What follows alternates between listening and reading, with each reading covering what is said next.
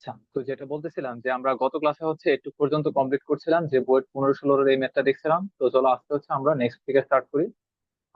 আশা করি সবাই জয়েন হয়ে গেছে। তো চলো স্টার্ট করা যাক।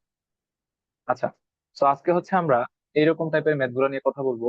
যে দেখো এখানে কি বলা হয়েছে, একই ভর বিশিষ্ট দুইটা কণা পারস্পরিক অভিকর্ষী আকর্ষণ বলের প্রভাবে আর ব্যাসার্ধের বৃত্তাকার পথে পরিভ্রমণ করছে। প্রত্যেকটা কণার দ্রুতি নির্ণয় করো। তাহলে এবার একটু চিন্তা করো যে দুইটা বস্তুর কথা বলা আছে যাদের ভর হচ্ছে একই ভর বিশিষ্ট স্মল এম, আর ব্যাসার্ধের বৃত্তাকার পথে পরিভ্রমণ করতেছে। তাহলে তুমি চিন্তা করো যে অভিকর্ষীয় আকর্ষণ বলের প্রভাবে দুইটা বস্তু যদি একটা বৃত্তাকার পথে যদি পরিভ্রমণ করে, তাহলে বস্তু দুইটার অবস্থান কোন জায়গায় হওয়া উচিত? ধরো আমরা দুইটা বস্তু নিলাম, তাহলে একটু লজিক্যালি চিন্তা করে দেখো যে একটা বস্তু যদি এইদিকে হয়, তাহলে আরেকটা বস্তুকে অবশ্যই ব্যাসের আরেকটা মাথায় থাকতে হবে। এটাই কিন্তু দেখো, যে এইভাবে যদি আমরা কানেক্ট করি। আহ ওকে, এভাবে কানেক্ট করে দিলাম। আচ্ছা, তো হইলো এটা। তো দেখো এবার একটু নিজে চিন্তা করে দেখো যে দুইটা বস্তু যদি তাদের মধ্যকার অভিকর্ষীয় আকর্ষণ বলের প্রভাবে যদি আর ব্যাসার্ধের বৃত্তাকার পথটা যদি ঘোরা লাগে, তাহলে অবশ্যই কিন্তু দুইটা বস্তুকে বৃত্তের যে ব্যাসটা আছে ওই ব্যাসের দুই মাথায় থাকা লাগবে। ধরো একটা বস্তু যদি আমার ব্যাসের এক মাথায় থাকে, আরেকটা বস্তু যদি আমার ধরো এই জায়গায় আছে, তাহলে কিন্তু অভিকর্ষী আকর্ষণ বলের প্রভাবে কিন্তু ঘুরতে পারবে না। এখানে একটা ইমব্যালেন্স বা অসাম্যাবস্থা একটা তৈরি হবে। তো যদি একটা বৃত্তাকার পথে যদি দুইটা বস্তু যদি এভাবে অভিকর্ষী আকর্ষণ বলের প্রভাবে ঘোরা লাগে, তাহলে অবশ্যই হচ্ছে তোমার দুইটা বস্তুকে এই যে বৃত্তের যে ব্যাসটা আছে, ব্যাসের দুই মাথার মধ্যে অবস্থান করা লাগবে। তো আশা করি একটু বুঝলাম। আচ্ছা, তো চলো এবারে আরেকটু ভিতরে যাওয়া যাক, যে তারপর কি কি কথাবার্তা বলা যায়। তো ধরো আমরা ধরে নিলাম হচ্ছে বস্তুগুলোর ভর হচ্ছে স্মল এম। ভালো কথা, স্মল এম। আর যে যে বৃত্তপথে ঘুরতেছে তার ব্যাসার্ধ আমার কোশ্চেনে বলে দিচ্ছে, সেটাকে আমরা ধরো বললাম হচ্ছে স্মল আর বললাম। তো তারা যদি পরস্পর অভিকর্ষী আকর্ষণ বলের প্রভাবে যদি ঘুরে, তাহলে অবশ্যই তাদের একটা লিনিয়ার একটা ভ্যালোসিটি থাকবে। সেটা কোন দিক বরাবর? যে ব্যাসার্ধের ট্যানজেন্ট বা স্পর্শক বরাবর। তো এটার ক্ষেত্রে সেম কাহিনী, যে বৃত্তের স্পর্শক বরাবর হবে তাদের যে ভ্যালোসিটি বা লিনিয়ার ভ্যালোসিটি। তো ভ্যালোসিটি ডিরেকশন হবে এদিক বরাবর। ওকে। তো আমি ধরো যে কোনো একটা বস্তু নিয়ে আমি যদি কথা বলি, ধরো আমি এই বস্তুটা নিয়ে যদি কথা বলি, নিচের এই বস্তুটা নিয়ে আমরা কথা বলতেছি। বা তুমি চাইলে উপরেরটা নিয়ে কথা বলতে পারো। তো দেখো নিচেরটা নিয়ে যদি কথা বলি, তো আমি এখানে দেখতেছি যে নিচের বস্তুটার জন্য যদি আকর্ষণ বল কাউন্ট করি, তো তার দেখো যেহেতু সে বৃত্তপথে ঘুরতেছে, তো অবশ্যই তার একটা কেন্দ্রমুখী বলের যোগান দেওয়া লাগবে। তো এখানে কেন্দ্রমুখী বলটার যোগানটা দিতেছে কি? যোগানটা দিতেছে কিন্তু বস্তু দুইটার মাঝখানের যে গ্র্যাভিটেশনাল ফোর্স সেটা। তো আবার আমরা কিন্তু জানি যে কেন্দ্রমুখী বলের বিপরীতে কি হয়, যে আমাদের একটা হচ্ছে সিউডো ফোর্স বা হচ্ছে কেন্দ্র বিমুখী বল বলতে পারো, সেটা তৈরি হয়। তো সেটার ডিরেকশন কোন দিক বরাবর হবে? সেটা ডিরেকশন কিন্তু এই যে এদিক বরাবর হবে। তো কেন্দ্র বিমুখী বল বা সিউডো ফোর্স এর ইকুয়েশনটা তাহলে আমাদের কিরকম আসবে? এখানে এম ভি স্কোয়ার ডিভাইড হচ্ছে আর। আর কোনটা? সে যে বৃত্তপথে ঘুরতেছিল, এটা যদি সেন্টার হয়, যে সে যে বৃত্তপথে ঘুরতেছে ওই বৃত্তপথের ব্যাসার্ধ হচ্ছে এখানে আর। তাহলে তুমি এবার একটু চিন্তা করো যে চিত্রটা দেখা, যে দুইটা বস্তু যদি খুব সুন্দরভাবে যদি এই বৃত্তপথটা যদি সম্পন্ন করতে চায়, তাহলে অবশ্যই আমি যে কোনো একটা বস্তু নিয়ে যদি কথা বলি, তার কেন্দ্রের দিকে লব্ধি বল আর তার উল্টা দিকে যে সুডো ফোর্স আছে সেটা আমার ইকুয়াল হওয়া লাগবে। তো এখান থেকে কিন্তু আমি ইজিলি লিখতে পারবো যে এফ জি ইকুয়াল হচ্ছে এখানে এম ভি স্কোয়ার ডিভাইড হচ্ছে আর। তো এই জায়গায় আমি লিখতে পারবো কি, যে এফ জি ইকুয়াল হচ্ছে তোমার এম ভি স্কোয়ার ডিভাইড হচ্ছে আর। তো এখন এফ জি এটার জায়গায় আবার কি লেখা যায়? তাদের গ্র্যাভিটেশনাল ফোর্স সেটা কত? এফ ইন্টু, তো দেখো একটার ভর এম আবার আরেকটার ভর কত, সেটা হচ্ছে m, মাঝখানের দূরত্ব কত? দেখো আমি যখন গ্র্যাভিটেশনাল ফোর্স যখন কাউন্ট করতেছি, তখন দুইটার মাঝখানের দূরত্বটা কাউন্ট করা লাগবে। তো আমরা যদি ধরে নিই যে বস্তুটা অনেক ক্ষুদ্র, তো তার ব্যাসার্ধটা আমরা নেগলেক্ট করতেছি, কারণ ব্যাসার্ধ নিয়ে কিছু বলা নাই। তো আমরা ধরে নিচ্ছি বস্তুটা হচ্ছে ক্ষুদ্র। তো তাদের মাঝখানের যে কানেকশন যে লাইনটা, সেটার দৈর্ঘ্য কত? সেটা কিন্তু হবে বৃত্তের ব্যাসের সমান, সেটা হবে কত? 2r হবে। তো নিচে আমরা লিখবো এখানে 2r, তার উপর হচ্ছে স্কয়ার। আচ্ছা, একটু পর্যন্ত হইলো। তারপর আসি হচ্ছে আমরা এখানে লিখবো কি এম ভি স্কোয়ার ডিভাইড হচ্ছে আর। তো আমাকে অ্যাকচুয়ালি বের করতে বলছে কি প্রত্যেকটা কণার দ্রুতি বা হচ্ছে লিনিয়ার ভ্যালোসিটি এটা বের করতে বলা হয়েছে, স্পিডটা বের করতে বলা হয়েছে। তো এবার দেখো আমরা এখান থেকে কি লিখতে পারবো, যে জি তো থাকলো, এখানে তুমি একটা এম এম কাইটা দাও, এটা হইলো। আর এখানে তুমি লিখতে পারো কি 4r স্কোয়ার। তো আমরা একটা আর আর যদি বাদ দিয়ে দিই, তাহলে এখানে থাকবে 4r। আর এখানে আমরা আলটিমেটলি থাকবে হচ্ছে ভি স্কোয়ারটা থাকবে। তো দেখো এখান থেকে তাহলে আমরা লিখতে পারবো হচ্ছে ভি ইকুয়াল, আর 1/4টাকে রুট করে বাইরে নিয়ে আসলাম, তাহলে হাফ হয়ে গেল। আর ভিতরে আমাদের পড়ে থাকলো হচ্ছে রুট ওভার কত, জি এম ডিভাইড হচ্ছে এ আর, এটা পড়ে থাকলো। তো এটাই হচ্ছে আমার এখানে আলটিমেট আনসার। দেখো তো সবাই বুঝলাম কিনা এটা? জি ভাইয়া, বুঝছি। বুঝছি ভাইয়া। আচ্ছা, তো হ্যাঁ এই ভাইয়া। প্রবলেমটা হচ্ছে আমাদের ইসাক স্যারের বইয়ে আছে, পাশাপাশি হচ্ছে ইন্ডিয়ান একটা এক্সাম এআই ত্রিপলি, ওইটার মধ্যে হচ্ছে আসছিল আর কি। তো এই প্রবলেমটা ইসাক স্যারের বই থেকে আমি মেনে নিয়েছি, পরে দেখলাম ইন্ডিয়ান একটা এক্সামে আসছে। ঠিক আছে, ওকে। তো এবার আমরা দেখলাম হচ্ছে কি দুইটা বস্তু যদি ঘোরাঘুরি করে তাইলে কাহিনীটা কি হয় এটা দেখলাম। এখন চিন্তা করো যে দুইটা না হইয়া এখানে যদি তিনটা হইতো তাইলে কাহিনীটা কিরকম হইতো, আবার তিনটা না হয়ে যদি চারটা হইতো তাইলে কাহিনী কিরকম হইতো। তো চলো সেগুলো একটু দেখার ট্রাই করি। এই প্রবলেমটা কিন্তু ইসাক স্যারের বইতে আছে, যে দুইটা নিয়ে যদি ঘুরে তাইলে কি হয়, এটা ইসাক স্যারের বই থেকে নিয়েছি। এবার দেখো যে তিনটা বস্তু যদি বা তিনটা ভর যদি পারস্পরিক অভিকর্ষী আকর্ষণ বলের প্রভাবে আর ব্যাসার্ধের বৃত্তাকার পথে পরিভ্রমণ করে, তাহলে প্রত্যেকটা মানে দ্রুতি বের করতে বলেছে। তাহলে তুমি একটু চিন্তা করো যে তিনটা বস্তু যদি আমার বৃত্তাকার পথে যদি পরিভ্রমণ করা লাগে অভিকর্ষী আকর্ষণ বলের প্রভাবে, তাহলে অবশ্যই কিন্তু তিনটা বস্তুকে কিন্তু এইভাবে সমদূরত্বে থাকা লাগবে। সমদূরত্বে না হলে কিন্তু একটা ইমব্যালেন্স অবস্থা তৈরি হবে, যার ফলে তারা কিন্তু ঘুরতে পারবে না। তো তিনটা যদি ইকুয়াল ডিস্টেন্সে যদি থাকা লাগে তাহলে অবশ্যই তারা একটা কি তৈরি করবে, একটা সমবাহু ত্রিভুজ কিন্তু তৈরি করবে, এটা কিন্তু আমরা ভালোই বুঝতেছি। আর যদি চারটা হইতো তাহলে কি হইতো, চারটা হয়ে একটা বর্গ তৈরি করতো। তো এটা আমরা দেখবো, প্যারা নাই। তো তিনটা যেহেতু বলছে, তো আমরা দেখলাম কি একটা তারা সমবাহু ত্রিভুজের যে তিনটা শীর্ষবিন্দু আছে ওই তিনটা শীর্ষবিন্দুতে অবস্থান করে হচ্ছে এভাবে রাউন্ড করতে থাকবে, তিনটা বস্তু একই সাথে রাউন্ড করতে থাকবে পরস্পর ও তাদের মাঝখানে যে আকর্ষণ বলটা মহাকর্ষীয় বা অভিকর্ষীয় আকর্ষণ বলের প্রভাবে তারা ঘুরতে থাকবে। আচ্ছা, সো এবার চলো হচ্ছে আমরা কিছু কথাবার্তা লিখি এখানে। তো এটার ভর ধরো হচ্ছে এম, এটার ভর হচ্ছে এম, আর এটার ভর হচ্ছে এম বললাম। আচ্ছা ভালো কথা। এখন বলছে কি যে পারস্পরিক অভিকর্ষী আকর্ষণ বলের প্রভাবে আর ব্যাসার্ধের বৃত্তাকার পথে পরিভ্রমণ করছে। আচ্ছা এটাকে বলতেছে হচ্ছে আর। এটা আর না বলে আমরা যদি, আচ্ছা প্যারা নেই, এটাকে আমরা আর বলি। তো ধরো এটা হচ্ছে বৃত্তের যে সেন্টারটা আছে, তাহলে এখান থেকে যে প্রত্যেকটার যে দূরত্ব সেগুলো কত হবে আর করে, প্রত্যেকটা দূরত্ব কিন্তু সেম হবে, প্রত্যেকটা হবে সেম দূরত্ব। ওকে, চলো লিখে দিই। এগুলো হচ্ছে প্রত্যেকটা হচ্ছে আর দূরত্ব করে, আর দূরত্বে আছে। ভালো কথা। তো এবার তাদের বেগের বা হ্যাঁ লিনিয়ার ভেলোসিটি ডিরেকশনটা যদি আমরা একটু দেওয়া ট্রাই করি, তো এটার ক্ষেত্রে হবে ঠিক সেম স্পর্শক বরাবর এদিকে, এটার ক্ষেত্রে হবে ব্যাসার্ধের সাথে লম্ব বা স্পর্শক বরাবর বৃত্তের, এটার ক্ষেত্রে হবে এরকম হবে। ওকে, তো আমরা যে কোনো একটা বস্তু নিয়ে কাজ করি, ধরো নিচের যে বস্তুটা আছে ধরো এটা নিয়ে আমরা ধরো এটা নিয়েই কাজ করি। তো তার ভ্যালোসিটিকে আমরা বললাম হচ্ছে ভি বললাম। ভালো কথা।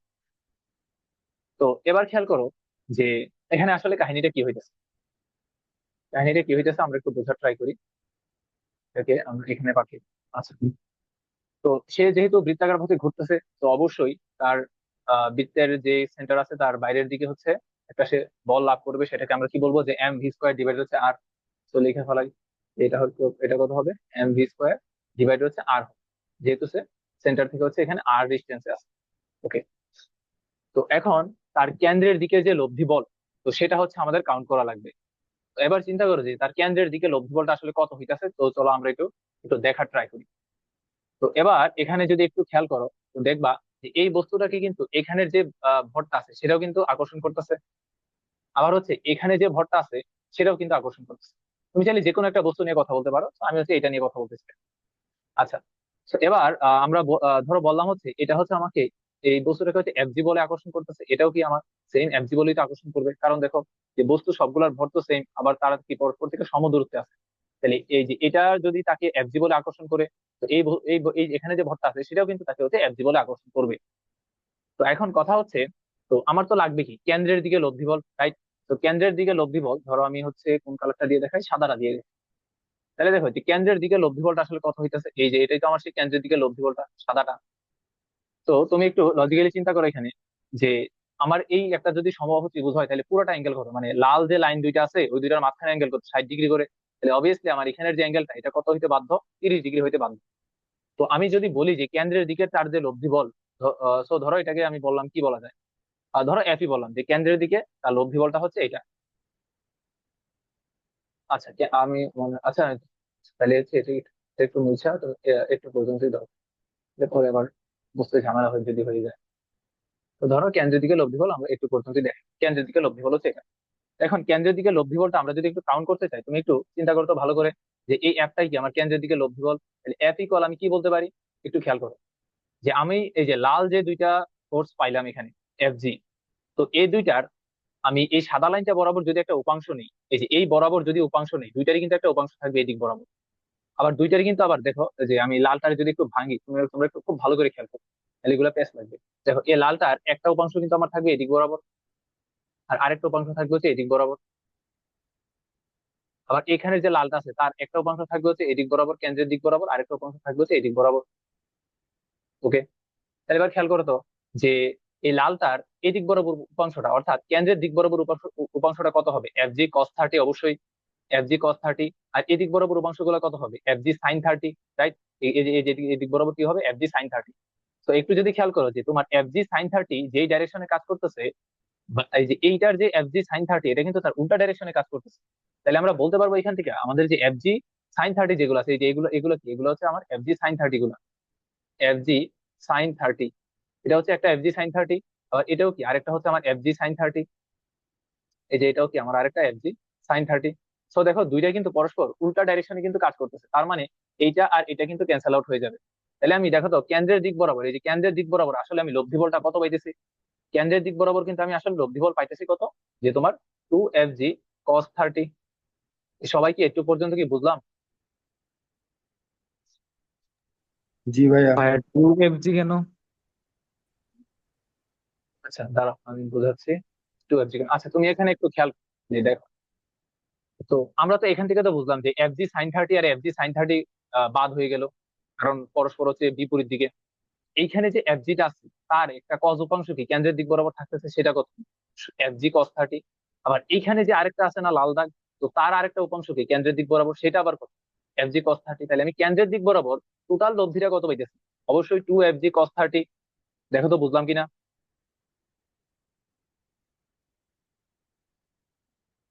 জি ভাই, বুঝছি। দেখো, ওকে। তাহলে দেখো এবার কিন্তু আমরা বলতে পারি যে এই বস্তুগুলা বা যে কোনো একটা র্যান্ডম বস্তুর কথাই যদি তুমি চিন্তা করো, সে যদি বৃত্তপথটা যদি সুন্দরভাবে সম্পন্ন করতে চায়, ঘোরা যদি সম্পন্ন করতে চায়, তাহলে অবশ্যই তার কেন্দ্রের দিকের লব্ধি বল আর কেন্দ্রের বাইরে যে তার সুডো ফোর্স তৈরি হয়েছে, বা কেন্দ্রের বিপরীত দিকে যে সুডো ফোর্স তৈরি হয়েছে, এটার ভ্যালু অবশ্যই ইকুয়াল হওয়া লাগবে। তো এখান থেকে কিন্তু আমরা এই জিনিসটা লিখতে পারি যে আমাদের যে এফ ইকুয়াল, সেটা কত হওয়া লাগবে? অবশ্যই হচ্ছে তোমার এম ভি স্কোয়ার ডিভাইডেড আর, এটার ইকুয়াল হওয়া লাগবে। ভালো কথা। তো এবার দেখো যে আমরা এফ যেটা, সেটা কিন্তু পাই গেছি, সেটা কত আমাদের? 2 FG cos 30। 2 FG cos 30 degree পাই গেছে এটা। এবার এখানে বসাই দিয়ে হচ্ছে আমাদের এম ভি স্কোয়ার ডিভাইড হচ্ছে আর, এটাও পাই গেলাম। তাহলে এবার দেখো টু ইন্টু, এবার চলো এফ জির ভ্যালুটা ক্যালকুলেট করি। তো এফ জিটা আসলে কত হবে তুমি একটু খেয়াল করো এখান থেকে, যে তোমরা আসবে জি ইন্টু দুইটা বস্তুর ভর, অর্থাৎ একটার বস্তুর দুইটা তো ভর তো সেম, তাহলে এম স্কোয়ার আসবে। আর নিচে কত আসবে একটু খেয়াল করো তো, যে নিচে আমি যদি এটার দিকে যদি একটু তাকাই, এই যে এই যে লাইনটা আছে, এই যে এই লাইনটা আসলে কত? এই যে এই লাইনটা আমরা ধরো ধরে নেই যে বস্তু দুইটার যে মাঝখানের যে দূরত্ব, ধরো এই যে এখান থেকে একটু পর্যন্ত বস্তুগুলোর যে মাঝখানের দূরত্ব, সেটাকে ধরো আমি বললাম হচ্ছে এল দৈর্ঘ্য, বললাম এল। নিচে কত আসবে? কিন্তু এল স্কোয়ার আসবে, আর স্কোয়ার কিন্তু আসবে না, কারণ আমার কিন্তু এখানে বসাইতে হবে কি বস্তু দুইটার মাঝখানের দূরত্ব। তো বস্তু দুইটার মাঝখানের দূরত্বকে আমি এল ধরে নিলাম। আচ্ছা, তারপর তাহলে এখানে কি লেখা যায়? সেম আমাদের এম ভি স্কোয়ার ডিভাইড হচ্ছে আর লিখলাম। ভালো। এখন কথা হচ্ছে আমার কোশ্চেনে তো এল তো নাই, এল তো আমি ধরে নিছি, তাহলে অবশ্যই আমার এল এর ভ্যালুটাকে আর এর মাধ্যমে কনভার্ট করা লাগবে। তো এখন কথা হচ্ছে আমি এল এর ভ্যালুটাকে কিভাবে হচ্ছে আর এর মাধ্যমে কনভার্ট করব, এটা নিয়ে হচ্ছে একটা কোশ্চেন জাগতেছে। তো দেখো, এই যে তুমি যদি একটু জ্যামিতিক ভাবে যদি একটু চিন্তা করো, তাহলে তুমি দেখো এখানের একটা ট্রাইঙ্গেলকে যদি আমি আলাদা করে নিয়ে আসি, অর্থাৎ আমি বলতে চাইতেছি হচ্ছে এরকম, যে ধরো তুমি যে কোনো একটা এই যে সেন্টার থেকে যে দুইটা ভর, ওই দুইটার ভরের তুমি একটা ট্রাইঙ্গেলকে তুমি এখানে আলাদা করে নিয়ে আসো। এই যে তুমি অনেকটা এইভাবে চিন্তা করো, যে এইখানে আছে হচ্ছে যে আমাদের এম একটা ভর, এইখানে আছে হচ্ছে আমাদের আরেকটা এম। দুইটার মাঝখানে দূরত্ব যে আমি এল ধরছিলাম, ভালো কথা। তারপর এই দৈর্ঘ্যটা কত ছিল? আর ছিল। এই দৈর্ঘ্যটা কত ছিল? আর ছিল। তো এটা কি ছিল? আমার যে সেন্টারটা ছিল এটা, সেন্টারটাকে ধরো তুমি ও চিন্তা করো, এই যে সেন্টারটাকে ধরো আমি ও চিন্তা করলাম, তাই যে কোনো একটা ট্রাইঙ্গেল তুমি বের করে নিয়ে আসো। এখন কি কাজ করা লাগবে? যে আমার যে এল এর যে ভ্যালু গুলো আছে, এগুলোকে হচ্ছে আর এর মাধ্যমে কনভার্ট করা লাগবে। ভালো কথা। তো এখন হচ্ছে আমরা কিভাবে করতে পারি একটু যদি খেয়াল করো, যে তুমি এখান থেকে যদি একটা লম্ব যদি এটার উপর আঁকাও, এখান থেকে হচ্ছে আমি এটার উপর একটা লম্ব আঁকাইলাম, তাইলে কাহিনী কি হবে? যে তোমার এটা তখন L/2 হয়ে যাবে, এই জায়গাটা, এই জায়গাটা কত হয়ে যাবে? L/2 হয়ে যাবে কথা। এটা কত হয়ে যাবে আমার? এটা কিন্তু 30 ডিগ্রি। এটা কিন্তু আমরা দেখছি এই যে এই অ্যাঙ্গেল গুলো কত, এই যে এইগুলো, এগুলো কিন্তু সব 30 ডিগ্রি করে, অর্ধেকটা যেহেতু আর আরেকটা যেহেতু আছে। তো এটা কিন্তু 30 ডিগ্রি। আর এটা কত? L/2। L/2। তো এখন আমার, আমি কি জন্য এই কাজটা করতেছি? কারণ করতেছি হচ্ছে দেখো আমার তো এখানে এল চলে আসছে, কোশ্চেনে তো আমার এল তো নাই, কোশ্চেনে কি আছে? আর আছে। তার মানে আমার এই যে এল এর ভ্যালুটা, এটা হচ্ছে আর এর মাধ্যমে কনভার্ট করা লাগবে। তো এবার দেখো আমি এখানে একটা এই যে এইখানের যে ট্রাইঙ্গেলটা আছে, এই যে এখানের যে ট্রাইঙ্গেলটা আছে, এখান থেকে আমি আর আর এল এর মধ্যে যদি সম্পর্ক বানাইতে চাই, তাহলে কি লিখবো? যে cos 30 ডিগ্রি ইকুয়াল, যে cos 30 ডিগ্রি ইকুয়াল সন্নিহিত বাহু ডিভাইডেড অতিভুজ, দ্যাট মিনস L/2। আর অতিভুজ কত এই জায়গায়? আর। তো cos 30 এটা মানে কত? আবার √3/2। √3/2 ইকুয়াল হচ্ছে কত থাকলো এখানে? L/2 2 আর। ভালো কথা। তাহলে এবার খেয়াল করো যে দুই দুই বাদ গেল, তো এবার আমি এখান থেকে এল সমান কত বলতে পারতেছি, এল ইকুয়াল হচ্ছে আমার কত, √3r, √3r। তাহলে দেখো আমি এল এর ভ্যালু পাই গেছি। তো চলো এবার হচ্ছে এল এর ভ্যালুটা বসাই দিই এবং ভ্যালুসিটি ক্যালকুলেট করি। তো এবার এখান থেকে দেখো একটা এম কিন্তু বাদ যাবে। তাহলে এখানে থাকলো হচ্ছে আমার 2 ইন্টু, এখানে থাকলো হচ্ছে জি ইন্টু, এখানে আমি রাখলাম হচ্ছে একটা এম, আর এল স্কোয়ার মান কত আসবে, এল স্কোয়ার মানে আসবে কিন্তু এখানে 3r²। আচ্ছা আসলো ইকুয়াল, এখানে থাকবে কত, ভি স্কোয়ার ডিভাইড হচ্ছে আর থাকবে। তাহলে এবার একটু ক্যালকুলেট করো, এখান থেকে তোমার একটা আর বাদ যাবে। তো আমি আলটিমেটলি ভি ইকুয়াল কত পাইতেছি, এটা আর আর তো বাদ গেল, তাহলে থাকবে হচ্ছে কত, √2gm/c, এটাই তো থাকে মনে হয়, আর 2gm/c, এটাই তো থাকে মনে হয়। হ্যাঁ এটাই হচ্ছে তাহলে আমার answer। সবাই আরেকবার দেখো ক্যালকুলেশনটা ঠিক করছে কিনা, একটা আর বাদ গেল এখানে। একটা আর থাকবে, আর থাকবে। কি বুঝি না। 2gm বাই ও আচ্ছা, থ্রি নিচে আর একটা আর থাকবে। হ্যাঁ হ্যাঁ, নিচে আমাদের আরেকটা আর থাকবে, কারণ একটা তো বাদ গেল, আরেকটা আর থাকবে। দেখো সবাই বুঝলাম কিনা এটা। ভাইয়া দ্বিতীয় লাইন থেকে তৃতীয় লাইনে যাওয়ার সময় cos 30। ও আচ্ছা আচ্ছা, এই তো cos 30 তো আমি বাদ দিয়ে দিলাম। cos 30 তাহলে বসাই দাও, √3/2 বসাই দিলাম। তাহলে এখানে আসবে হচ্ছে √3/2, তাহলে 2 বাদ যাবে, আমাদের এখানে হচ্ছে একটা √3 থাকবে। আর হচ্ছে তাহলে আলটিমেটলি আমাদের কত থাকবে, তাহলে আমাদের রুটের ভিতরে হচ্ছে আরেকটা √3 থাকবে। এই যে এরকম কিছু একটা, তাই তো মনে হয়। হ্যাঁ এরকম একটা। তারপর এটা ক্যালকুলেশন করলে যা হয়। দেখো বোঝা গেল কিনা। ভাইয়া 2 বাদ যাবে।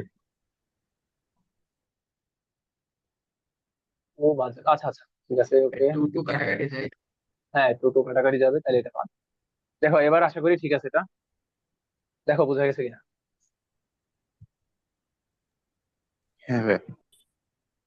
ওকে, তো চলো আমরা তো দেখলাম যে দুইটা থাকলে কাহিনী কি হয়, তিনটা থাকলে কাহিনী কি হয়, এটাও দেখা শেষ। এবার তো চলো যে দেখি চারটা থাকলে কাহিনী কি।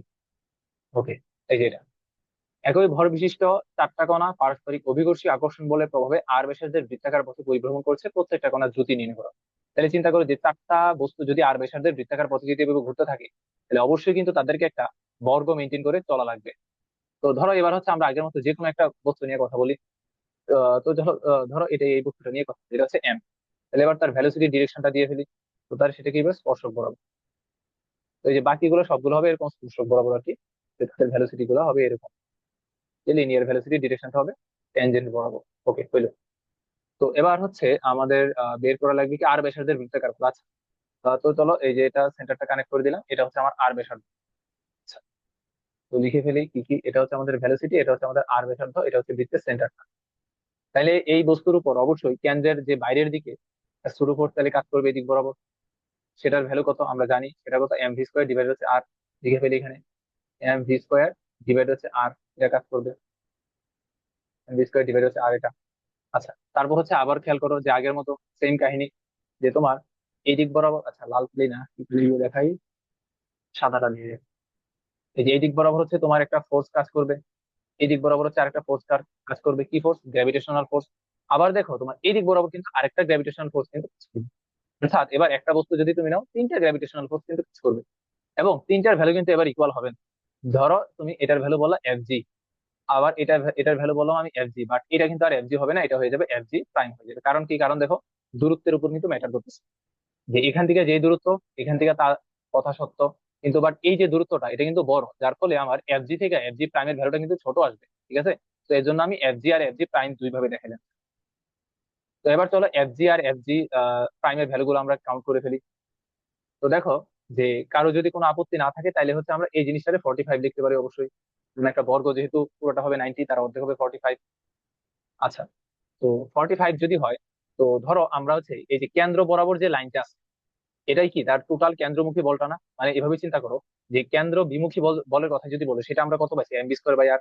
এখন আমরা যদি কেন্দ্রের দিকে লব্ধি বল যদি কাউন্ট করতে চাই, কি বললাম, কেন্দ্রের দিকে লব্ধি বল, তাহলে কি তোমার এখানে যে তিনটা যে ফোর্স আছে, অর্থাৎ এফজি এফজি আর হচ্ছে এফজি প্রাইম, তিনটার লব্ধিটা কাউন্ট করা লাগবে।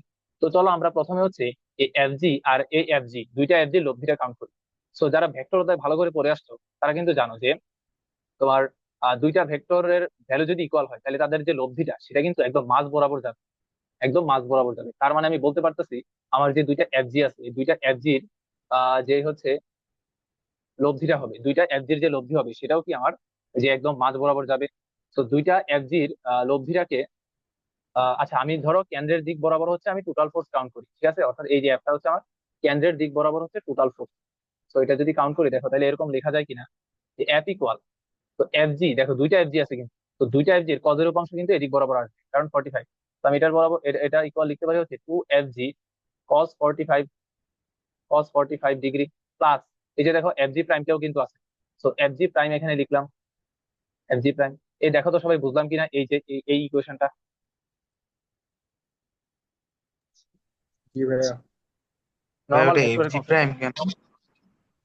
কারণ দেখো তোমার এই শক্ত। যে এফ জি আর এফ জি লব্ধিটা কি, যে আমার এ লাইন বরাবরই তো যাবে, এ লাইন বরাবর তো আমার এই যে 2 FG cos 45 এই যে এফ জি আর এফ জি লব্ধি, তো সাথে কি আমার এফ জি প্রাইমটাও কি এ লাইন বরাবরই তো আছে। তার মানে এই যে এই সেন্টার লাইন বরাবর আমার টোটাল নেট ফোর্স যদি বলি তাহলে কত আসবে, 2 FG cos 45 প্লাস হচ্ছে এফ জি প্রাইম। বুঝছি এটা? ও আচ্ছা। Okay. তো এবার চলো যে আমরা আগে এফ এর ভ্যালুটা চলো কাউন্ট করে ফেলি। এফ এর ভ্যালু তাহলে কত আসে? এখানে যদি একটু লিখি, জায়গা তো নাই, 2 × FG, তাহলে এফ টা কত আসবে? আচ্ছা তো ঠিক সেম আগের মতো কাহিনী এখানে আসতেছে, যে আমার দুইটা যে ভর আছে তাদের মাঝখানে দূরত্ব দেওয়া নাই, so আমি এখানে এল ধরে নিলাম। তাহলে আমি এখানে এফ জির জায়গায় কত লিখতে পারবো, এখানে G m² ডিভাইড হচ্ছে L² ইন্টু cos 45, এটার ভ্যালু কত, 1 বাই হচ্ছে √2 লিখলাম, ভালো কথা। প্লাস এফ জি প্রাইম, এটার ভ্যালু তাহলে কত হবে, এফ জি প্রাইম, তো এটার ভ্যালু দেখো সেম তোমার এরকম আসবে যে G × m² আসবে। বাট মাঝখানের দূরত্বটা কত দেখো তো, যে বর্গের একটা বাহু যদি হয় আমার এল, আচ্ছা এখানে এল লেখার দরকার নেই, এখানে তো তোমার সরাসরি তো আমার আর দিয়ে তো কনভার্ট করা যাচ্ছে, যে এটা আর এটাও আর, তাহলে এই যে মাঝখানে যে দূরত্ব বা বেশটা তাহলে কত আসবে, 2r আসবে। তো 2r যদি আসে তাহলে স্কোয়ার করলে এখানে কত আসবে, 4r² আসবে। তো এটা পাইলাম হচ্ছে আমাদের আলটিমেট ইকুয়েশন। তো আবার এখানে কাহিনী দাঁড়াইতেছে কি, যে আমার কোশ্চেনে তো এল নাই, আমি তো এল ধরে নিছি, তার মানে এই এলটাকে হচ্ছে আমার আর এর মাধ্যমে কনভার্ট করা লাগবে। তো দেখো এল আর আর এর কনভার্সনটা ইজিলি মনে হয় করা যাবে। দেখো যে আমি কি ধরে নিছি, একটা বাহুকে হচ্ছে আমি কত ধরে নিছি, এল ধরে নিছি, একটা বাহুকে এল ধরে নিছি। তাহলে চিন্তা করো তো যে আমার কর্ণটা কত হওয়া উচিত, আমার কর্ণটা কিন্তু √2l হওয়া উচিত। তো √2l, এই যে কর্ণটা আবার কত, যে 2r, এই যে কর্ণটা কি তার ব্যাসের সমান না বৃত্তের ব্যাস, তো বৃত্তের ব্যাস কত, এটা যদি আর হয় এটা আর, তাহলে পুরোটা কর্ণ কত, তাহলে 2r। এই যে আমরা ধরে নিছিলাম এল, তো আমরা যখন এল ধরে নিচ্ছি তখন আমাদের এল ধরে নেওয়া অনুযায়ী কর্ণের দৈর্ঘ্য কত হওয়া উচিত, √2l। আর এই যে কর্ণটা তাহলে কত দেখতেছি, 2r। তাহলে এবার এখান থেকে তুমি এল আর আর এর মধ্যে সম্পর্ক বানায় ফেলো, তাহলে আমরা লিখতে পারবো এখানে এল ইকুয়াল হচ্ছে r/√2, r/√2, এই জিনিসটা হচ্ছে আমরা লিখতে পারি এখান থেকে। ওকে, তো চলো এবার হচ্ছে আমরা আলটিমেট ইকুয়েশন এখানে বসাই দিই, যে আমরা এখান থেকে লিখতে পারবো হচ্ছে, ভাইয়া রুট টু খেয়াল করো, আর হবে না? √2r, আচ্ছা আচ্ছা সরি সরি সরি, আর হ্যাঁ, এই যে 2 মানে কি, দুইটা √2 গুণফল, একটা একটা √2 বাদ দিলে এখানে হবে √2r। আচ্ছা, তো এবার চলো আমরা আলটিমেট ইকুয়েশনটা লিখি, সেটা কি লেখা যায়, আমাদের লিখতে পারবো হচ্ছে এখানে mv² ডিভাইডেড আর ইকুয়াল কেন্দ্রের দিকে লব্ধিবল। তো কেন্দ্রের দিকে লব্ধিবল আসলে কোনটা, এই যে পুরোটা হচ্ছে কেন্দ্রের দিকে লব্ধি। তাহলে এবার এখান থেকে দেখো একটু কাটাকাটি করে ছোট করা যায় কিনা একটু দেখি, যে এখানে আছে 2, এখানে আছে √2, তো কাটাকাটি করলে জাস্ট উপরে একটা √2 থাকবে।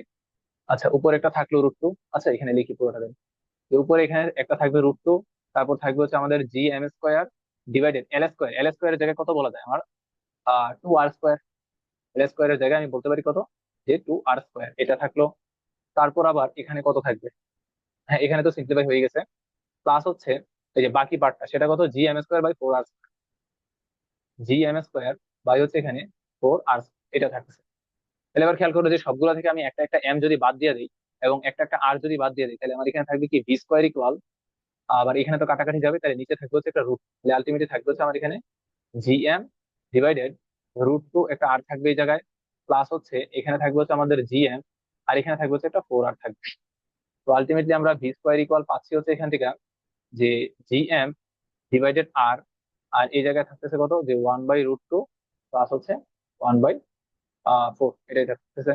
ওকে, তাহলে ভি ইকুয়াল আমরা পাবো কত, যে √Gm ডিভাইডেড আর, আর এখানে থাকবে 1/√2 প্লাস হচ্ছে 1/4। এটাই হচ্ছে আমার এটার আনসার। দেখো তো সবাই বুঝলাম কিনা এটা?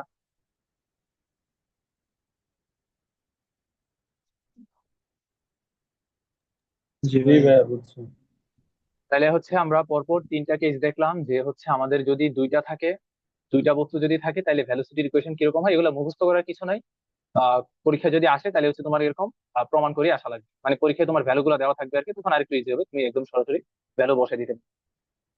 তো মুখস্থ করার কিছু নেই, আবার বলতেছি, দুইটা বস্তু যদি থাকে তাহলে আমার হবে এরকম, তারপর যদি তিনটা বস্তু থাকে তাহলে আমাদের কোয়েশ্চেনটা হবে এরকম। এখানে তুমি আরেকটু সিম্পলিফাই করতে পারো, এখানে রুট থ্রি আর এখানে কাটি গেলে আরেকটু সিম্পলিফাই হবে আর কি। এটা এটা নিজেরা করে নি, এটা নিজেরা। ওকে, তাহলে তিনটা যদি হয় তাহলে আশা করি এটা বোঝা গেছে। তারপর যদি চারটা হয় তাহলে কিরকম হয় সেটাও দেখো। তো আশা করি আমাদের তিনটা কেসে আর কারো কোনো কনফিউশন নাই। নেক্সটে আসা যাক, নেক্সট কি আছে। আচ্ছা, নেক্সটে আমাদের একটা কুইজ আছে, কুইজের টাইম হচ্ছে 3 মিনিট। আমার ঘড়িতে এখন 11টা 29 বাজে, 11টা 32-এ শেষ হবে। সবাই একটু ট্রাই করো।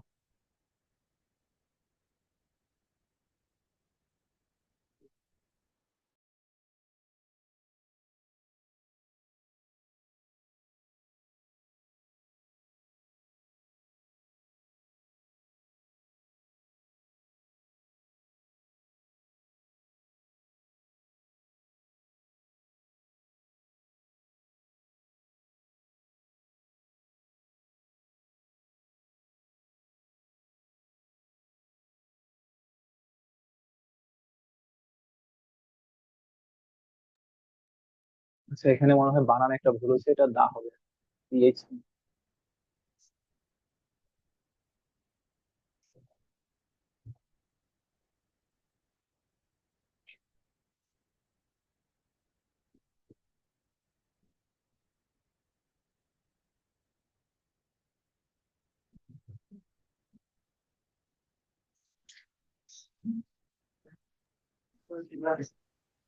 হ্যাঁ ভাইয়া।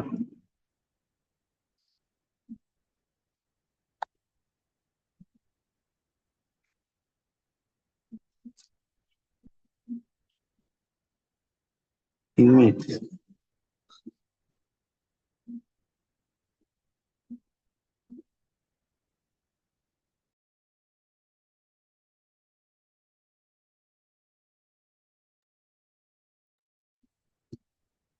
On.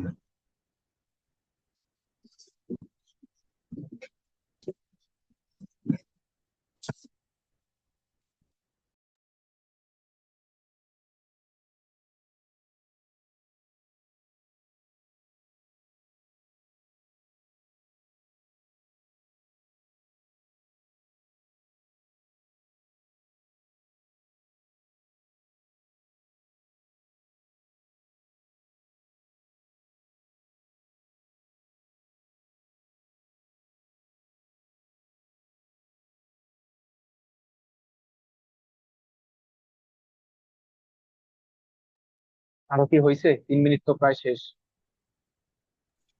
ভাই দুই। হ্যাঁ ভাইয়া। হ্যাঁ বলো, আনসার বলো, কি কি আসছে এমন। দুইটারই সি।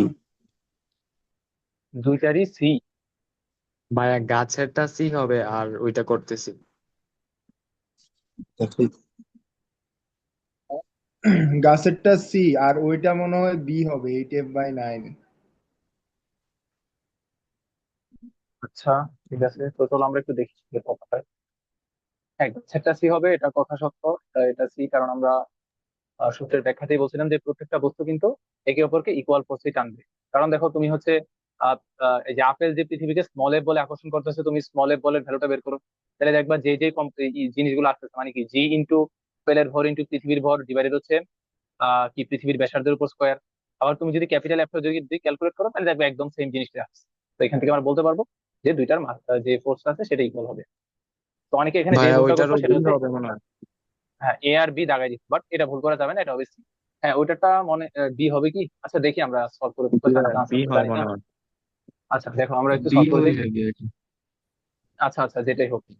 তো এখন কি বলছে, two objects of equal masses placed at certain distance from each other attracts each other with a force of F. If one third mass of the object is transferred to the other object, then the new force will be, আচ্ছা এটা যেই main 2022 আসছিল। তো চলো ম্যাথটা কিন্তু একদম simple, যে প্রথমে হচ্ছে তুমি দুইটা ভরকে দুই পাশে রাখছো, মাঝখানে দূরত্ব বলা নাই, আমরা ধরে নিচ্ছি আর। তো সেই ক্ষেত্রে আমাদের এফটা কত আসতো, যে জি ইন্টু ইকুয়াল মাস। আচ্ছা, তো ধরো আমরা এম স্কোয়ার ধরলাম ডিভাইডেড আর স্কোয়ার, এটা আসবে। তারপর আমরা যে কাজটা করছি, যে এফ প্রাইম যখন ক্যালকুলেট করতেছি, আমরা যখন এফ প্রাইমটা যখন হিসাব করতেছি সেক্ষেত্রে এখানে বসাবো হচ্ছে জি ইন্টু, এবার কিন্তু মাস চেঞ্জ হয়ে গেছে, একটা থেকে আমরা ওয়ান থার্ড সরাই নিছি। অর্থাৎ এই যে দেখো, একটা থেকে আমরা ওয়ান থার্ড সরাই নিছি, আর আরেকটার সাথে কি এই যে সেম ওয়ান থার্ডটা যোগ করে দিছি, এই যে এটা আসবে। আর নিচে আসবে হচ্ছে কি আমাদের সেম আর স্কোয়ার, আর স্কোয়ার, হ্যাঁ ওকে। তাহলে দেখো কি বলছে, if 1/3 masses of the object is transferred to the other, মানে একটা থেকে আমি 1/3 অংশ খুলে নিয়ে আরেকটার মধ্যে জোড়া লাগাই দিচ্ছি, তাহলে একটার ভর তাহলে কমে যাবে m - m/3, আরেকটার ভর তাহলে বাইরে যাবে m+m/3। তাহলে উপরেরটা ক্যালকুলেট করো, নিচেরটা ক্যালকুলেট করো, এখান থেকে তুমি ওই যে এরকম একটা সম্পর্ক পাইবা যে g ইন্টু তোমার m² ডিভাইডেড r², এটা আলাদা করে নিবা, সাথে এখানে একটা কনস্ট্যান্ট পাইবা আর কি। তো এটা মনে হয় যে তোমরা যারা অনেকে যেহেতু কি বলছো, তাহলে এখানের কনস্ট্যান্ট আসা উচিত 8/9। এভাবে কি করছো সবাই? জি ভাই এভাবেই করছি। জি ভাই এইভাবে। এটা আমাদের আনসার, সবাই যেহেতু সেম আসছে তাহলে আনসার হবে এখানে বি, আর এটা হচ্ছে আনসার। তো আশা করতেছি এটা বোঝা গেছে। তো চলো নেক্সট আসা যাক, নেক্সট কি আছে তো দেখি। ওকে, এখানে আরেকটা ম্যাথ দেওয়া আছে, দেখো কি বলা হয়েছে। 5 মিলিমিটার ব্যাসার্ধের একটি স্বর্ণের গোলক এবং 11.5 সেন্টিমিটার ব্যাসার্ধের একটি সীসার গোলকের কেন্দ্রদ্বয়ের দূরত্ব হচ্ছে 15 সেন্টিমিটার। তাদের মধ্যকার মহাকর্ষ বল হয় 2.16 × 10⁻⁴9। স্বর্ণের ঘনত্ব এত, সীসার ঘনত্ব এত, জি এর ভ্যালু বের করতে বলছে। আচ্ছা, তো চলো আমরা হচ্ছে ডাইন আর নিউটনের কনভার্সনটা একটু শিখে আসি। যে আমাদের সিজিএস এ বলের একক হচ্ছে নিউটন, সরি কি বলতেছি, সিজিএস এ হচ্ছে ডাইন, সিজিএস এ হচ্ছে ডাইন, আর আমাদের এমকেএস এ বলের একক হচ্ছে যে এখানে নিউটন। তো দুইটার মধ্যে কনভার্সনটা হচ্ছে এরকম যে 1 নিউটন ইকুয়াল হচ্ছে তোমার 10⁵ ডাইন, 10⁵ ডাইন, বা যদি বলো 1 ডাইন ইকুয়াল হচ্ছে তোমার 10⁻⁵ নিউটন। আচ্ছা, so এখানে দেখো তোমার ম্যাক্সিমাম জিনিসপাতি কিন্তু তোমার সিজিএস এ দেওয়া আছে। এই যে দেখো তোমার যে ডেন্সিটি গুলো, এগুলো কিন্তু দেখো সিজিএস এ দেওয়া আছে, গ্রাম পার কিউবিক সেন্টিমিটার, সব সিজিএস এ দেওয়া আছে। জাস্ট হচ্ছে আমার একটা হচ্ছে মিলিমিটারে দেওয়া, সো আমরা ওইটারেও সিজিএস এ কাউন্ট করে ফেলি, অর্থাৎ পুরোটা ম্যাথ হচ্ছে আমরা সিজিএস এ করি, তাহলে আমাদের জন্য সুবিধা হবে। কারণ সবগুলো দেখো, তুমি যদি এমকেএস এ যদি নিতে চাও তাহলে সবগুলোরে চেঞ্জ করা লাগবে। তো আমার তো এত কষ্টের তো দরকার নাই, আমি সবগুলো সিজিএস এ ক্যালকুলেট ফেলে চালিত হয়ে যায়। ওকে, তো দেখো এবার তোমার কি বলা হয়েছে, 5 মিলিমিটার ব্যাসার্ধের। তো 5 মিলিমিটারকে আমরা যদি সেন্টিমিটারে কনভার্ট করি, 10 মিলিমিটারে 1 সেন্টিমিটার, তাহলে এটা কত আসবে আমার? 5 মিলিমিটার যেহেতু, তাহলে কত? 0.5 সেন্টিমিটার, 0.5 সেন্টিমিটার। আচ্ছা আসলো। ব্যাসার্ধের একটি স্বর্ণের গোলক এবং 11.5 সেন্টিমিটার ব্যাসার্ধের একটি সীসার গোলকের কেন্দ্রদ্বয়ের দূরত্ব হচ্ছে 15 সেন্টিমিটার। কেন্দ্রদ্বয়ের দূরত্ব কিন্তু দেওয়া আছে এটা। দেখো আমি এখানে দুইটা গোলক নিলাম, এই ধরো একটা, আর একটা ধরো এটা, একটা ধরো স্বর্ণের আর একটা ধরো সীসার, তাদের মাঝখানের কেন্দ্র দুইটা দূরত্ব কিন্তু দেওয়া আছে। দেখো যদি এমন বলতো যে তাদের পৃষ্ঠ দুইটার দূরত্ব হচ্ছে এত, তখন কিন্তু আবার তুমি যখন তাদের সংযোগ লাইন যখন বের করতা, সেক্ষেত্রে কিন্তু তাদের রেডিয়াস গুলো কিন্তু যোগ করা লাগবে, ঠিক আছে? তো সবসময় এই জিনিসটা মনে রাখবা, আমি যখন বলতেছি যে দুইটা গোলকের সংযোজক রেখা, তাহলে অবশ্যই হচ্ছে তাদের ভার কেন্দ্র থেকে কাউন্ট করা লাগবে, একটার সেন্টার থেকে আরেকটা সেন্টার একটু পর্যন্ত কাউন্ট করা লাগবে। তো উপলে আমার কোশ্চেনে এইটাই দেওয়া আছে যে গোলকের কেন্দ্র দুইটা দূরত্ব, অর্থাৎ এই যে পুরোটা লাইন হচ্ছে আমার এখানে 15 সেন্টিমিটার দেওয়া আছে। তো এখানে আমার আলাদা করে ব্যাসার্ধ যোগ করার প্যারাটা নাই, তো 15 সেন্টিমিটার দেওয়া আছে। তো এটাকে ধরো বললাম হচ্ছে গোল্ড, স্বর্ণ, আর এটাকে কি বলা যায়? আচ্ছা, জি ধরলে তো আবার প্যাচ মেরে। তো ধরো এটাকে বললাম হচ্ছে আমরা স্বর্ণ, আর এটাকে বললাম হচ্ছে আমরা সীসা। দেখো না, আরেকটা মজার ব্যাপার, এখানে কিন্তু আমার ভরটা কিন্তু দেওয়া নাই, যে একটার কিন্তু ভর দেওয়া নাই। তো এখন তোমার কাজ হবে ভরগুলা বের করা। ভরটা চলো বের করি। তো স্বর্ণের ভরকে ধরো আমরা বললাম হচ্ছে এম গোল্ড, আর সীসার ভরকে ধরো এম লেড বা এম পি বললাম। তো এম জি এটারে যদি বের করতে চাই, তাহলে কি কাজ করা লাগবে? তার ভলিউম ইন্টু হচ্ছে তার ঘনত্ব। তার ভলিউমটা কত হবে? 4/3 পাই আর কিউব ইন্টু হচ্ছে কত, রো হবে। তাহলে এবার তুমি জাস্ট ভ্যালু গুলো বসে দাও। তাহলে পাই বসাবে এখানে, আর এর ভ্যালু কত বসাবে? স্বর্ণের ব্যাসার্ধটা কত? 0.5 সেন্টিমিটার, আমরা হচ্ছে সেন্টিমিটারে ক্যালকুলেট করতেছি। এত কিউব ইন্টু স্বর্ণের ঘনত্ব কত? 19.3, 19.3। তো এটা তুমি ক্যালকুলেট করলে এখান থেকে তুমি স্বর্ণের ভরটা পাই যাবে গ্রাম একক। ঠিক সিমিলার তুমি হচ্ছে এখান থেকে যে লেড বা হচ্ছে সীসা, এটার তুমি ইয়েটা পাই যাবে, ভরটা পাই যাবে, একদম সিমিলার প্রসেস। আমি এখানে দেখাচ্ছি না, এটাও এত গ্রাম আসবে। তারপর বের করা লাগবে কি, দেখো দুইটা আর মাঝখানে যে ফোর্স, সেটা কিন্তু আমার এখানে দেওয়া আছে। তো আমি এখানে লিখতে পারবো হচ্ছে F equal G into M G into হচ্ছে এমপি ডিভাইডেড তাদের মাঝখানে দূরত্ব কত? 15 সেন্টিমিটার। তার মানে 15² বসাই দিলাম। তাহলে এখানে গোল্ডের ভর বসাইবা, আর এখানে হচ্ছে সীসার ভর বসাইবা। আর এখানে আমার এফ এর ভ্যালু কত বসাইবা? তোমার কোশ্চেনে দেখো দেওয়া আছে আমার 2.16। যেহেতু আমরা সিজিএসসি ক্যালকুলেট করতেছি, সেক্ষেত্রে আমরা এখানে সরাসরি ডাইন ভ্যালুটা বসাই দিই। তো এখান থেকে হচ্ছে তোমার জিটা চলে আসবে। তো এখন জি এর একক কি আসবে? দেখো জি এর একক আমাদের এম কেসে কি আসতো, যে newton metre square per KG square, এটা আসতো। তো সিজিএস এ কত আসবে? সিজিএস এ আসবে হচ্ছে আমাদের dyne centimetre square, dyne centimetre square per gram square, এরকম আসবে। তো এখানে হচ্ছে ভ্যালুটা ক্যালকুলেট করে বসাই দিই। দেখো তো সবাই বুঝলাম কিনা এটা? জি জি ভাইয়া ভাই। বুঝছি। ওকে, নেক্সট আসে। নেক্সটে আমাদের এরকম একটা প্রবলেম দেওয়া আছে, যে বলা হয়েছে কি 2 গ্রাম ভরের দুইটা বল 3 সেন্টিমিটার দুইটা সুতার সাহায্যে চিত্রের ন্যায় পাশাপাশি ঝুলানো আছে। আচ্ছা, ঝুলন বিন্দু দুইটার মধ্যবর্তী দূরত্ব হচ্ছে 2 সেন্টিমিটার, বল দুইটার মধ্যবর্তী দূরত্ব নির্ণয় করো। ওকে, তো ধরো এই যে তোমার এই যে এখান থেকে এটুকু পর্যন্ত দূরত্বটা দেওয়া আছে আমার, দেখো যে ঝুলন বিন্দু দুইটার মাঝখানে দূরত্ব হচ্ছে এখানে 2 সেন্টিমিটার দেওয়া আছে। তারপর হচ্ছে 2 গ্রাম করে ভর, ভালো কথা, 2 গ্রাম করে হচ্ছে ভর এগুলার, 3 সেন্টিমিটার, সুতার দৈর্ঘ্য হচ্ছে 3 সেন্টিমিটার করে।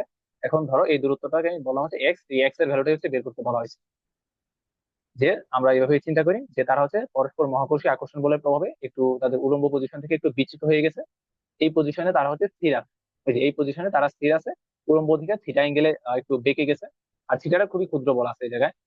আচ্ছা, তো এখন বের করতে বলছে কি যে এই সাম্যাবস্থা, এটা কিন্তু তারা ইকুইলিব্রিয়াম পজিশনে আছে, সাম্যাবস্থায় আছে। বল দুইটার মধ্যবর্তী দূরত্ব নির্ণয় করে, দ্যাট মিনস তোমার এক্স এর ভ্যালুটাই হচ্ছে বের করতে বলা হয়েছে। তো চলো আমরা একটু ফ্রি বডি ডায়াগ্রাম যদি চিন্তা করি, ফ্রি বডি ডায়াগ্রাম অর্থাৎ যে কোনো একটা বস্তু নিয়ে তুমি চিন্তা করো। ওকে, তো যে কোনো একটা ভর নিয়ে যদি আমি চিন্তা করি, তাহলে ধরো এটা হচ্ছে এটা, তারপর হচ্ছে আমরা একটা ভর নিয়ে আসি এই জায়গায়, থাকুক একটা নিয়ে আসি। ওকে, তাহলে এবার তার উপর তুমি ফোর্স গুলো একটু কাউন্ট। তো সুতাটা যেহেতু এদিক বরাবর আছে, তাহলে সুতার মধ্যে অবশ্যই আমার একটা টেনশন ফোর্স কাজ করবে আমার, এটা হচ্ছে টি। তো এই টিটা যেহেতু একটু বাঁকা ভাবে আছে, তাহলে অবভিয়াসলি তার দুইটা কম্পোনেন্ট থাকবে বা উপাংশ থাকবে, একটা হবে এদিক বরাবর, আর একটা হবে হচ্ছে আমার এদিক বরাবর একটা উপাংশ থাকবে। তো উপাংশ গুলো কি কি হবে, দেখো এই অ্যাঙ্গেলটা যদি আমার কত, এই অ্যাঙ্গেলটা যদি আমার থিটা হয়, এই যে এটার উলম্ব যে অ্যাঙ্গেলটা এই জায়গাটা, এটাও কত হবে, থিটা হবে। কারণ এখানের যে অ্যাঙ্গেলটা সেটাও কত, থিটা। তো চলো আমরা লিখে ফেলি, এটা হচ্ছে কত, থিটা। এটা যদি থিটা হয় তাহলে তার উলম্ব উপাংশটা হবে এখানে টি কস থিটা, আর অনুভূমিক উপাংশটা হবে এখানে টি সাইন থিটা। আচ্ছা, তো তার যেহেতু একটা নির্দিষ্ট পরিমাণ ভর আছে, তার কিন্তু ওজন কিন্তু নিচের দিকে কাজ করবে, বা পৃথিবীটাকে কি বলে টানতেছে, এটা কাজ করবে এদিক বরাবর।